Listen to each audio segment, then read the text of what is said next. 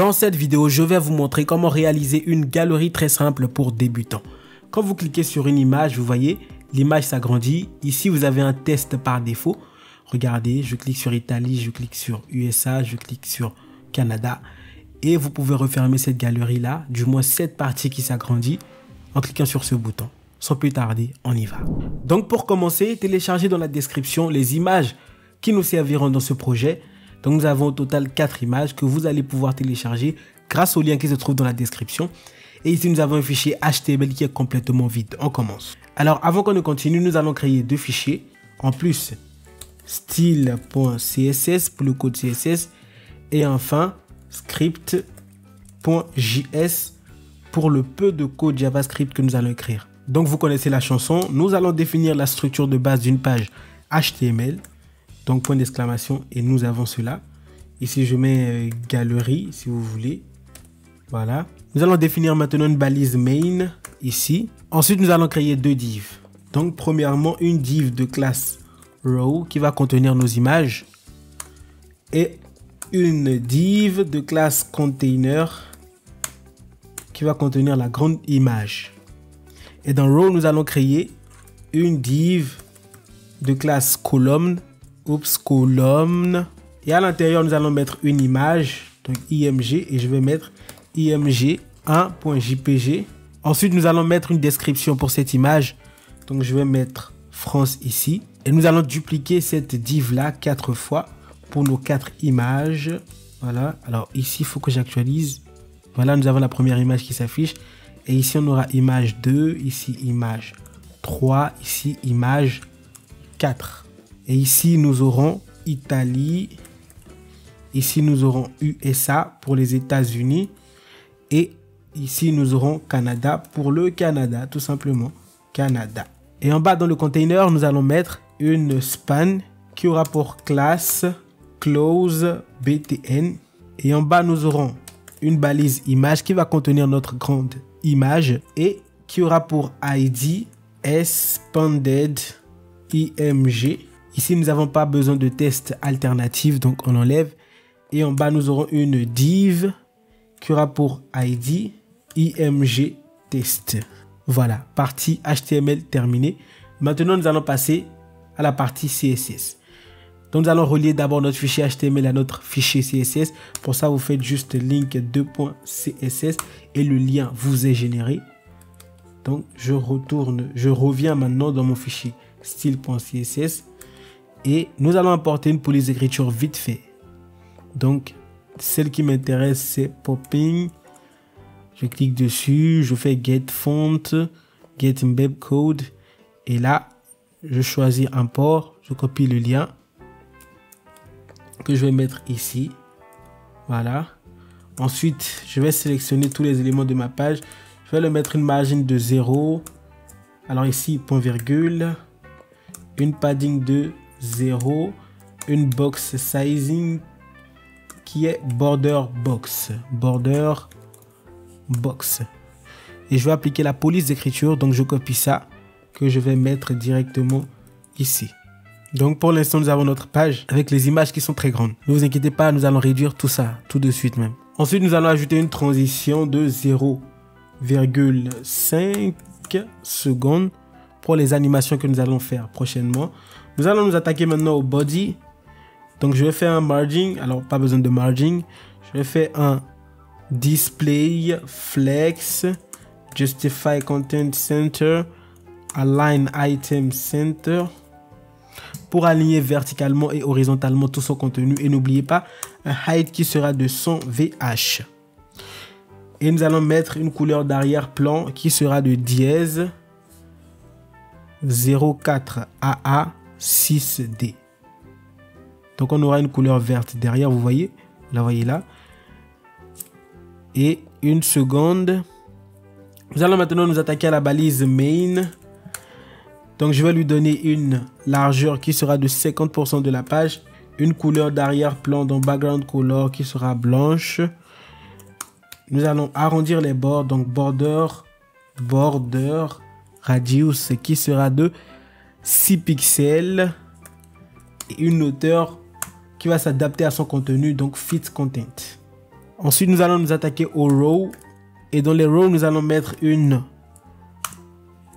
un display flex plutôt. Display flex. Ensuite, un justify content qui sera space between pour créer un espace entre les images. Alors ici, je vais réduire un peu la taille des images pour que vous puissiez les voir. Donc tout d'abord, je vais m'attaquer à colonne NIMG. Voilà. Donc je vais mettre une opacité qui sera de 0.8. Un curseur pointeur. Une hauteur qui sera de 100 pixels. Oups, une seconde. Une hauteur qui sera de 100 pixels. Voilà. Donc vous voyez, on voit les images ici. Une largeur qui sera de 100%.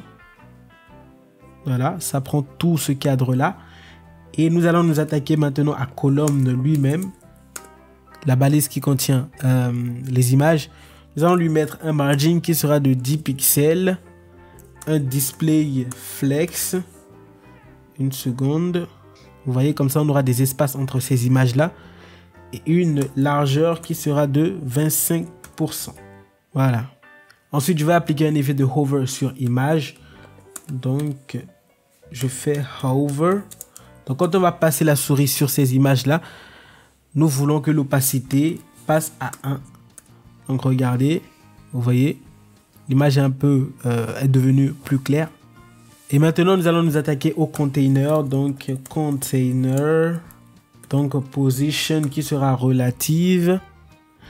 Alors, pour les images, il faut qu'on mette un border radius qui sera de 6 pixels pour arrondir les bords. Voilà. Regardez à quoi ça ressemble quand j'agrandis, vous voyez. Relative, voilà. Et ensuite, je vais lui mettre un display qui sera none. Donc, il sera caché pour l'instant.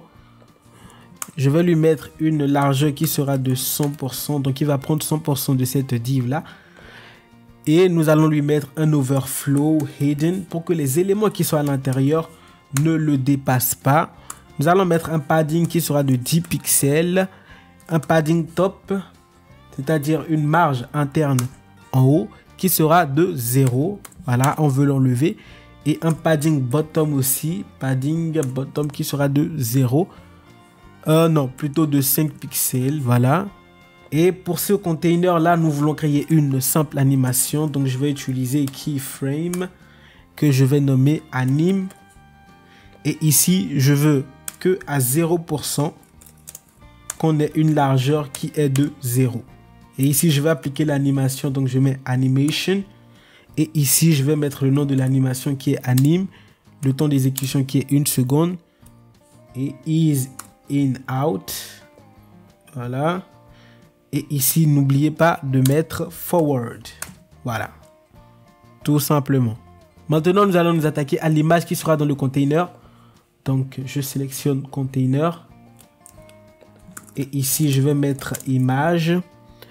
Et je vais mettre une largeur de 100%. Donc, cette image prendra 100% du container.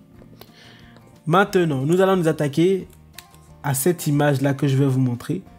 Du moins, c'est de la même image dont on parle. Hein. Alt Z, voilà, cette image-là. Nous allons utiliser son ID. Du moins, non. Vu qu'on a déjà mis du style pour cette image, on n'a plus besoin de cet ID. Nous allons maintenant nous attaquer plutôt au test qui se trouve ici. Voilà, image.test, qui sera le test par défaut associé à chaque image. Et ici, je vais mettre, alors, c'est pas point, c'est plutôt dièse parce que c'est un ID. Je vais lui mettre une position absolute, un top qui sera de 15 pixels. Alors, pour que vous puissiez voir à quoi ça ressemble, à quoi les modifications que je fais ressemblent, je vais plutôt mettre une image ici, vite fait. On va l'enlever après. Hein. Donc, SRC, je vais mettre img1.jpg. Voilà. Et ici, je vais décommenter none pour l'instant. Voilà, vous voyez notre cadre. Vous voyez l'animation d'entrée. C'est trop mignon. Alors ici, au lieu de 50%, une seconde, pour la largeur, je vais mettre 70%. Après, on va l'enlever. Voilà, pour qu'il soit bien gros. OK. Nous allons maintenant continuer. Donc, une position absolute. Voilà, une position absolute. Alors pour le image test, je vais mettre test par exemple, pour qu'on puisse voir à quoi ça ressemble. Donc on voit ce test là qui se trouve ici et qui est en position absolute.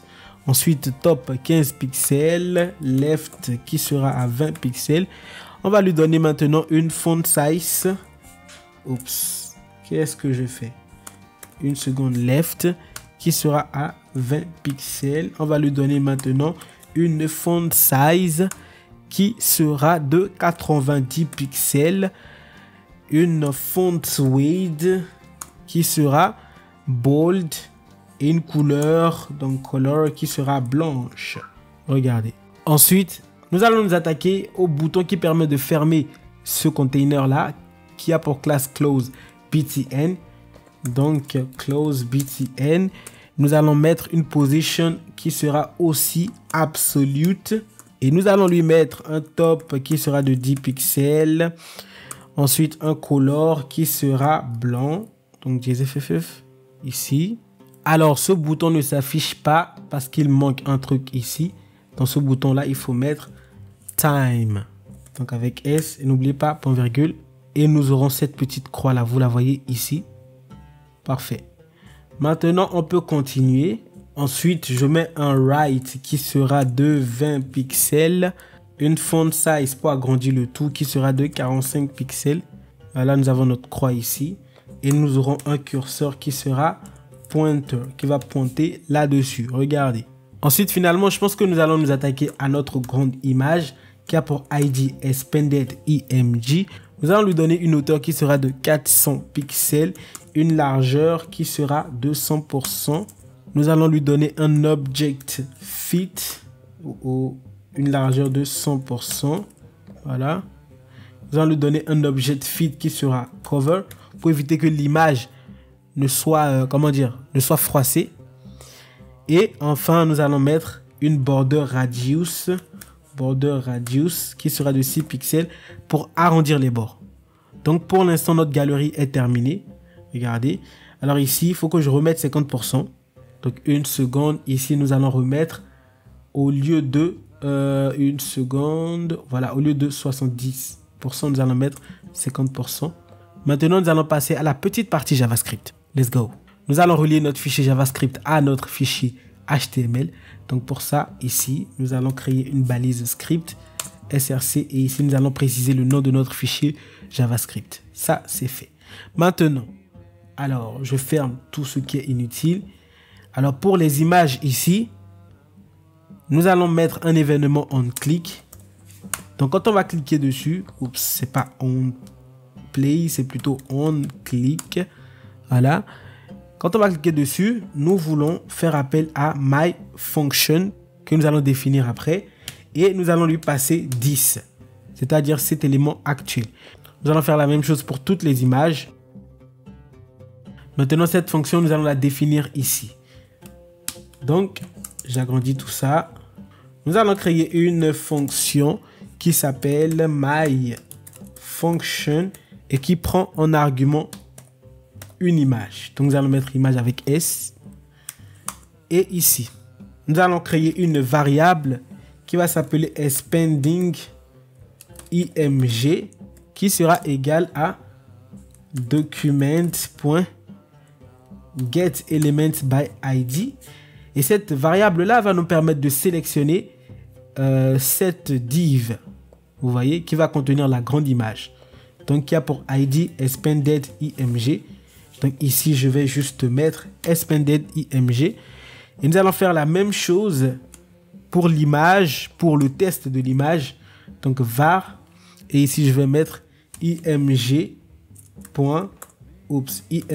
test. Et ici, je vais mettre document.getElementById. Et ici, nous allons récupérer image test.